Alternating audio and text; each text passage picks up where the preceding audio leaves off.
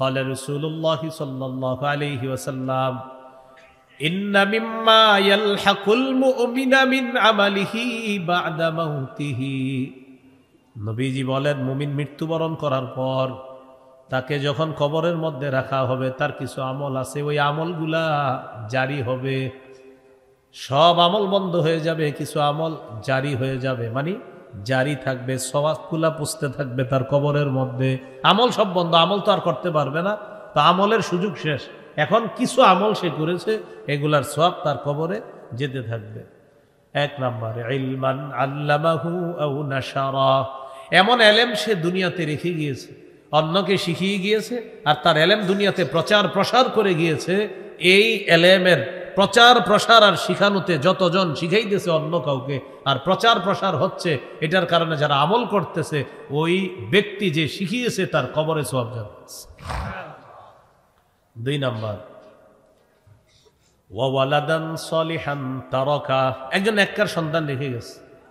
এই সন্তান বাবা মার জন্য বলে রব্বির হামহুমা কামা রব্বায়ানি সগীরা।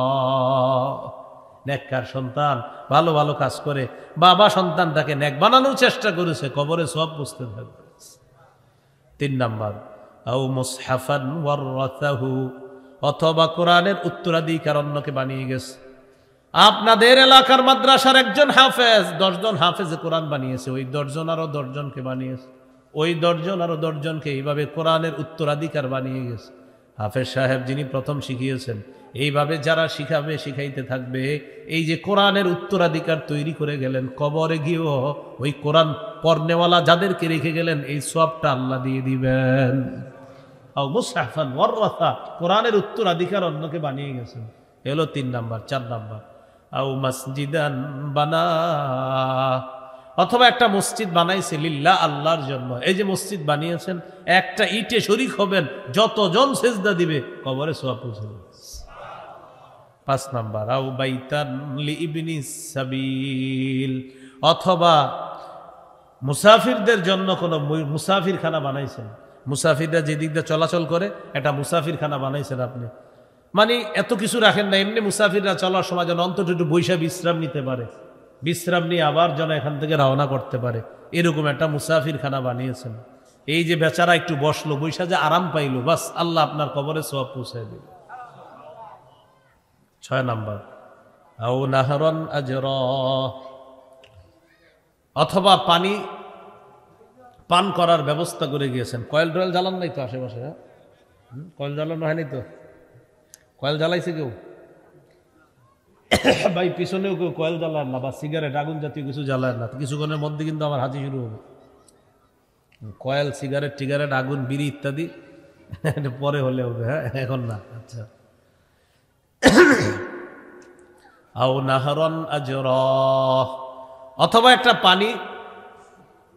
পানির কূপের ব্যবস্থা করে গেছে, অথবা মুসাফিরদের জন্য পানি পান করার ব্যবস্থা করে। অনেক মসজিদের মধ্যে মাশাআল্লাহ এখন মসজিদের বাহিরে পানি পান করার ব্যবস্থা করা হয়। এই কাজটা যারা করে, যারা এই কাজে শরীক হয়েছে, মৃত্যুর পরে আল্লাহ তাদের কবরে সওয়াব পৌঁছায় দিবে। 7 নাম্বার আও সাদাকাতান আখরাজাহা মিন মালিহি, অথবা সদকা, যেটা সে তার মাল থেকে বের করেছে সদকা, এই সদকা দুনিয়াতে যে সেটা করে যাবে, এটার সব আল্লাহ তার কবরে পৌঁছায় দিবেন। কয়টা আমল বলা হলো এখানে? 7টা। 1 নম্বর এলেম প্রচার প্রসার করে গিয়েছে। 2 নম্বর নেককার সন্তান রেখে গিয়েছে। 3 নম্বর কোরআনের উত্তরাধিকার বানিয়ে গিয়েছে। 4 নম্বর মসজিদ বানিয়েছে। 5 নম্বর মুসাফিরখানা বানিয়েছে। 6 নম্বর মুসাফিরদের জন্য, মানুষের জন্য পানি পান করার ব্যবস্থা করেছে, মুসাফির হোক যে কোনো মানুষ হোক, তাদের জন্য পানি পানের ব্যবস্থা করেছে। 7 নাম্বার সদকা করে গিয়েছে দুনিয়ার মধ্যে, এটার সওয়াব আল্লাহ তাআলা তার কবরেও পৌঁছায় দিবেন। আল্লাহ আমাদের সকলকে কাজগুলো বেশি বেশি করার তৌফিক দান করেন। রাতের বেলা একটু কোরআন পড়ার চেষ্টা করুন। কোন সময়? রাতের বেলা। হ্যাঁ, রাতের বেলা একটু পড়ে, মানে দিনের বেলা তো পড়বেনই, রাতেও একটা একান্তে আস্তে আস্তে, কাউরে জানানো দরকার নাই, আপনি একটু পড়বেন। কি হবে জানেন? আপনার বাড়ির উপরে আসমান থেকে প্রশান্তি আসবে। বুখারীর 5011 নম্বর হাদিস, কানা রাজুলুন ইয়াকরাউ সূরাতাল কাহফি, এক ব্যক্তি সূরা কাহফ তেলাওয়াত করতেছিল। ওয়া ইলা জানিবিহি হিসানুন মারবুতুন বিশাতানাইন, তার পাশে তার ঘোড়াটা বাঁধা ছিল দুইটা রশি দিয়ে, যিনি তেলাওয়াত করতেছিলেন। ফাতাকাশাতহু সাহাবা, আকাশের একটা মেঘের মতো ছায়া ওই ঘোড়ার উপরে আইসা অবস্থান করতেছে। মেঘের মতো একটা ছায়া আসছে, মেঘের ছায়ার মতো ছায়া ঘোড়ার উপরে। কিরে ঘটনা কি, ঘোড়ার উপরে ছায়া কেন? আশেপাশে ওইটা নাই, খালি ঘোড়াটার উপরে মোটামুটি ঘোড়াটা এখানে ছায়া। সাহাবী কোরআন তেলাওয়াত যত করে ওই ছায়া আরো ঘোড়ার দিকে আরো নামে। সুবহানাল্লাহ। ফাজআলা ফারাসুহু ইয়ানফিরু, তার ঘোড়া খালি লাফায়। উনি তেলাওয়াত বন্ধ করে দিলেন, কারণ ঘোড়া যেই পরিমাণ লাফাইতেছে তাই তেলাওয়াত বন্ধ করে দিলেন। তেলাওয়াত বন্ধ করার পর নবীজির কাছে পরের দিন গেলেন, হুজুর এরকম এরকম ঘটনা দেখছি। নবীজি বললেন, তিলকা সাকিনাতু তানাজ্জালাত বিল কুরআন, এটা সাকিনা, এটা প্রশান্তি, তুমি কোরআন পড়ার কারণে এটা তোমার ঘরের উপর ঘোড়ার উপর নাজিল হয়েছে। অন্য সময় আল্লাহ নাজিল করেন কিন্তু এটা দেখা যায় না, গত রাতে আল্লাহ সরাসরি তোমাকে দেখানোর ব্যবস্থা। তাহলে রাতে কোরআন পড়বো তো ইনশাআল্লাহ। আল্লাহ তাআলা বলেন, উতলু মা উহিয়া ইলাইকা মিনাল কিতাব, নবী আপনি তেলাওয়াত করেন, কোরআনের যে অংশ আপনাকে ওহী হিসাবে দেওয়া হয় এটা আপনি তেলাওয়াত করেন। সূরা ফাতিরের 29-30 নম্বর আয়াত, 22 নম্বর পারা 16 নম্বর পৃষ্ঠার শেষ 17 নম্বর পৃষ্ঠার শুরুতে আল্লাহ বলেন, ইন্নাল্লাযীনা ইয়াতলুনা কিতাবাল্লাহ ওয়া আকামুস সালাহ ওয়া আনফাকু মিম্মা রাযাকনাহুম সিররাও ওয়া আলানিয়াহ ইয়ারজুনা তিজারাতাল লান তাবুর, নিশ্চয়ই যারা আল্লাহর কিতাব তেলাওয়াত করে, ওয়া আকামুস সালাহ, যারা নামাজ কায়েম করে, ওয়া আনফাকু মিম্মা রাযাকনাহুম সিররাও ওয়া আলানিয়াহ, যারা আমার দেয়া রিজিক থেকে গোপনে প্রকাশ্যে দান করে, ইয়ারজুনা তিজারাতাল লান তাবুর, আল্লাহ বলেন তারা এমন ব্যবসার আশা করে যে ব্যবসায় কখনো লস নাই, শুধু লাভ আর লাভ, এমন ব্যবসার আশা তারা করে। নিয়মিত 3টা আমল করবেন, কোরআন তেলাওয়াত, 5 ওয়াক্ত নামাজ, দান সদকা, 2 টাকা হইলেও ডেলি দান সদকা করবেন নিয়মিত। কোরআন তেলাওয়াত, 5 ওয়াক্ত নামাজ, দান সদকা, এই 3টা কাজ যারা নিয়মিত করবে তারা এমন ব্যবসার আশা করে যে ব্যবসায় কখনো লস হবে না, শুধু লাভ আর লাভ। তাহলে কোরআন তেলাওয়াত করব তো ইনশাআল্লাহ। আল্লাহ তৌফিক দান করেন।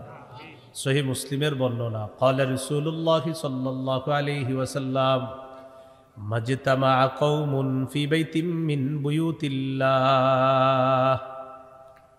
ইয়াতলুনা কিতাবাল্লাহ ওয়া ইয়াতাদারাসুনাহু বাইনাহুম ইল্লা নাযালাত আলাইহিমুস সাকিনাহ ওয়া গাশিয়াতুহুমুর রাহমাহ ওয়া হাফফাতহুমুল মালাইকা ওয়া যাকারাহুমুল্লাহু ফী মান ইনদাহ। রাসূলুল্লাহ সাল্লাল্লাহু আলাইহি ওয়াসাল্লাম বলেন, কোন দল যখন একটা ঘরে একত্রিত হওয়ার পর যখন তারা আল্লাহর কোরআনের আয়াত তেলাওয়াত করে, ওয়ায়াতাদারাসুনাহু বাইনাহুম, পরস্পর শিক্ষাদান করে, পাঠদান করে, কোরআন পড়ায়, এটার 4টা লাভ। 1 নাম্বার, ইল্লা নাযালাত আলাইহিমুস সাকিনা, তাদের উপর আসমান থেকে সাকিনা, প্রশান্তি অবতীর্ণ হতে থাকবে। 2 নাম্বার, ওয়া গাশিয়াতুহুমুর রাহমাহ, তাদের এই পুরা মজলিসটাকে আল্লাহ রহমত ঢেকে রাখে। হেফজখানা মাদ্রাসায় যে ছাত্রগুলা তেলাওয়াত করে মনে রাখতে হবে, পুরা ক্লাসরুমটাকে আল্লাহ রহমত ঢেকে রাখে। 3 নাম্বার, ওয়া হাফফাতহুমুল মালাইকা, তাদের পুরা ওই ক্লাসটা, কোরআনের ওই বৈঠকটাকে বেষ্টন করে ফেরেশতারা গোল হয়ে একদম আসমান পর্যন্ত পৌঁছে যায়। 4 নাম্বার, ওয়া যাকারাহুমুল্লাহু ফী মান ইনদাহ, ওই কোরআন ওয়ালাদেরকে নিয়ে আল্লাহ তাআলা ফেরেশতাদের সাথে আলোচনা করতে থাকে। তাহলে কোরআন পড়বো তো ইনশাআল্লাহ। আল্লাহ তৌফিক দান করেন। ক্বালা রাসূলুল্লাহ সাল্লাল্লাহু আলাইহি ওয়াসাল্লাম, ইকরাউল কুরআন ফাইন্নাহু ইয়াতি ইয়াউমাল কিয়ামাতি শাফিআন লিআসহাবিহি। নবীজি বলেন, তোমরা কোরআন পড়ো, কোরআন কিয়ামতের ময়দানে পাঠকের জন্য সুপারিশকারী হিসাবে উপস্থিত হয়ে যাবে। কোরআন ধরেন, কোরআন পড়েন, কোরআন সিনার সাথে লাগান, কোরআনকে আপন করে নেন। আল্লাহ তৌফিক দান করেন। তিরমিজির 2947 নম্বর হাদিস, অন্তত 40 দিনে এক খতম কোরআন পড়া আপনাদের প্রত্যেকের জন্য মুস্তাহাব, আমাদের জন্য মুস্তাহাব। 40 দিনে এক খতম পড়া, যদিও অনেকে 40 বছরেও পড়েন নাই। অনেকে গত রমজানে পড়েছেন, এই রমজান পর্যন্ত এখনো ধরেন না, অপেক্ষা আছেন, আগামীকাল ধরবেন। স্ত্রীকে বলে রাখছে, এই গিলাপগুলা মুছা টুছা রাখো, কালকে কোরআন পড়া শুরু করুন, রমজান মাস।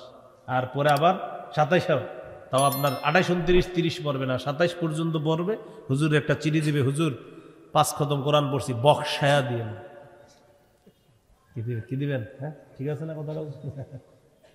আবার রেখা দিবে কোরআন, আবার 1 বছর পরে।